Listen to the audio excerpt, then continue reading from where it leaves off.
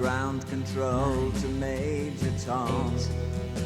7, 6, commencing countdown, engines on. 3, 2, check ignition, and may God's love be with you. This is ground control to Major Tom. You've really made the grade, and the papers want to know whose shirts you wear. Now it's time to leave. Pues Alaska, lo primero, gracias por recibirnos en tu biblioteca. Me encanta la sección, así que me encanta formar parte de ella. Una biblioteca que todavía huele a nuevo. Sí, está prácticamente recién terminada, después de casi 5 años sin libros, que es toda una experiencia. Este es mi despacho, este es mi santuario y la biblioteca. Santuario. Sí, está todo muy lleno de simbología, simbología religiosa, simbología mística. La idea un poco también es que funcione como aquellos gabinetes de curiosidades de finales del 19. No tengo ningún espécimen extraño, pero un poco los colores y todo, me gusta que recuerden aquello. ¿Prestar no prestas o sí? No, ya nadie te pide libros, curiosamente, lo agradezco, porque he perdido muchas joyas. ¿Lo tienes organizado por secciones? Eso es un gran debate, porque si yo viviera sola, el debate sería conmigo misma, pero cuando encima esto es una biblioteca compartida con Mario, con mi marido, siéntate tú a decidir qué va en qué sitio, cuál es el criterio. Entonces al final llegamos a una especie de entente cordial. Este es más mi lado. Y aquí empieza mi pasión y mi vida, que es estudiar historia como aficionada, que lo seré toda la vida. Entonces aquí empieza la arqueología, la prehistoria, se convierte en historia, llegamos hasta lo contemporáneo, a partir de ahí sociología, filosofía, todo eso se convierte en drogas, lo oculto, chamanismo. Por lo que estoy viendo, ocupa muchísimo las ciencias ocultas en esta biblioteca. Religión, nutrición, culturismo, boxeo, coches, camiones, esas aficiones tan heterosexuales que a veces tengo, que ni yo sé por qué las tengo, y terminamos en este lado en la novela fantástica está junta, la novela de terror, la novela histórica, para que sea más fácil, porque a veces conoces muy bien el autor y a veces compras o has leído un libro y tienes muy clara cuál es la novela, pero jamás te acuerdas de ese autor del que solo tienes un libro, y luego arriba del todo se acabará llenando. Me encantaría hacerla de otra persona, pero no de mí, que es mi archivo personal, del que se encarga Marta, nuestra colaboradora también en la radio y en el periódico. Poco a poco se van pegando todos los recortes de prensa que he ido acumulando, y algún día llegaremos. Creo que ahora vamos por el 88. Creo que ni siquiera he bajado uno de sus álbumes alguna vez para ver las fotos. Que eso ya es divertido, pero luego no lo he hecho. Siempre me despistas, Alaska. No sé si eres más de las que piensas que cualquier tiempo pasado fue mejor, porque yo te veo una persona que vive muchísimo el presente. Cualquier tiempo pasado mío es peor, pero hay muchos tiempos pasados mejores, que supongo que eso tiene que ver con que me guste estudiar historia, con que me fascine sobre todo el siglo XX, que no he conocido, el de los años 50 o la época victoriana. Todo eso lo añoro, tengo melancolía por algo que no he vivido, pero no me voy a poner a añorar los años 80, los 70 aún, porque era niña y recuerdo las casas y las decoraciones, y a todos nos pasa, y esos programas de televisión que veíamos. La Enciclopedia Británica. Eso tiene una historia, sí. Cuando Nacho y yo empezamos con Fangoria fue un proyecto muy difícil de sacar adelante. Económicamente me refiero, no emocionalmente ni artísticamente. Fue divertido, fue brillante, nos lo pasamos bomba, pero éramos autogestión pura. No teníamos discográfica, nadie nos llamaba para actuar, y decidí comprarme la británica. Y eran 10.000 pesetas al mes, me acuerdo perfectamente. Y al mismo tiempo que me la compraba y decía, es que esto es una apuesta para salir adelante, porque voy a conseguir esas 10.000 pesetas al mes todos los meses. Pero al mismo tiempo decía, ¿qué estoy haciendo?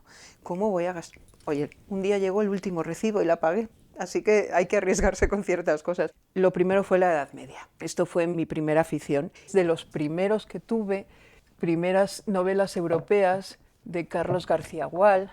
Yo estaba obsesionada con todo el ciclo artúrico, Este es uno de mis más adorados, que es de Luis Alberto de Cuenca. Era una colección estupenda que había, Biblioteca de Visionarios, y en su momento se lo llevé para que me lo ¿Y qué te dedicara. puso? ¿Se puede...? Pues Olvido Alaska con un abrazo de su gran amigo.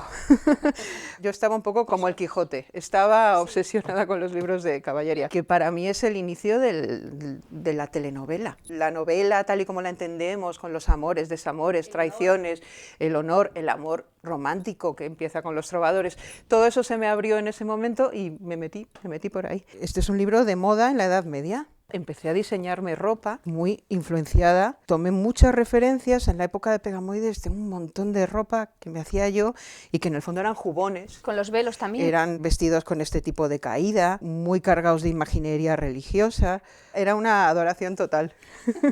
Esta es una maravilla de las ediciones de Siruela. Hubo algunas que eran esta colección maravillosa. Esta es La muerte del rey Arturo en esta versión, la tengo en varias versiones. Y esto es un Melusina, que se editó en esta maravillosa edición. Tira de Gloria.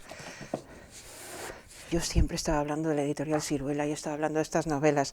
Y María Eugenia Fernández de Castro, que en ese momento era la mujer de Jacobo, le dijo, regálale un libro a Alaska de estos tan bonitos porque sabes que a ella le gustan mucho, y me mandaron este libro. En los 80 hay una especie de revival de los 60 en el lado como del underground y de las sustancias y de eso unido con las tribus urbanas, y empiezo a interesarme un poco todo por la sociología y la fenomenología de las sustancias, desde el soma en los griegos hasta lo que hacen los chavales hoy en una discoteca, el uso y consumo de sustancias a lo largo de la historia, y eso pues también ocupa un montón. Escotado lo tendrás por ahí. Escotado ocupa pues creo que una estantería entera también.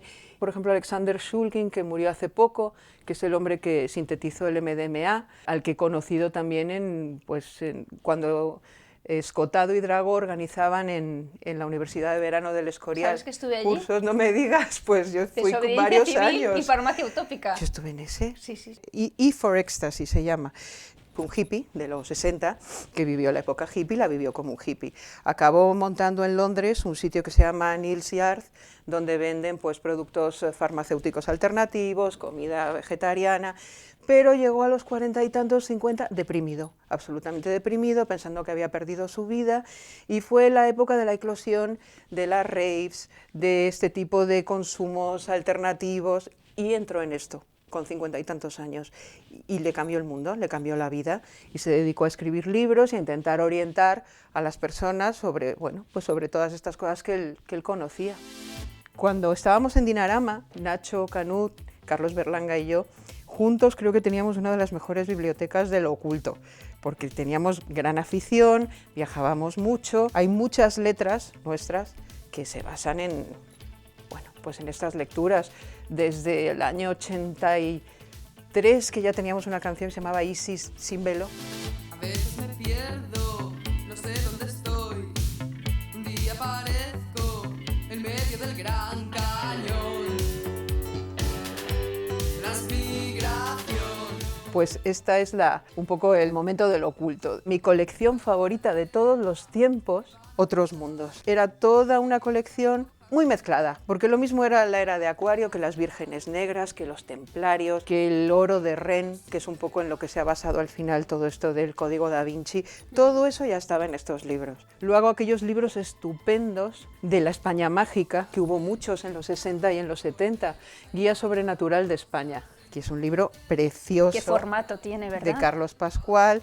Acababan de salir Las caras de Belmez, y recogía aquí esos fenómenos de apariciones. Y había otro también, si no me equivoco, de Fernando, claro, La España mágica. Hablabas antes de Colin Wilson, ¿quién Sí. es? Pues Colin Wilson es un inglés, yo lo conocí con este libro, que fíjate cómo está ya de machacadito, porque este ha viajado por toda España. Mira, Santa Teresa aquí dentro, un ex libris. Es una especie de compendio de fenómenos, casos en los que una persona recuerda haber vivido otra vida, a la persona que levitó, no sé qué, un poco cuarto milenio. ¿Tu acercamiento a este tipo de conocimiento cómo es? La certeza de que como tampoco te puedo demostrar que no es verdad, no te voy a pedir que me demuestres que es verdad. La Blavatsky no me puede venir ahora a decir si la teosofía era o no era y si ella tenía aquellas bifurcaciones, y de la misma forma que nadie me puede venir a decir si Santa Teresa al final le pasaba lo que le pasaba, pero tampoco nadie me puede demostrar que no le pasaba.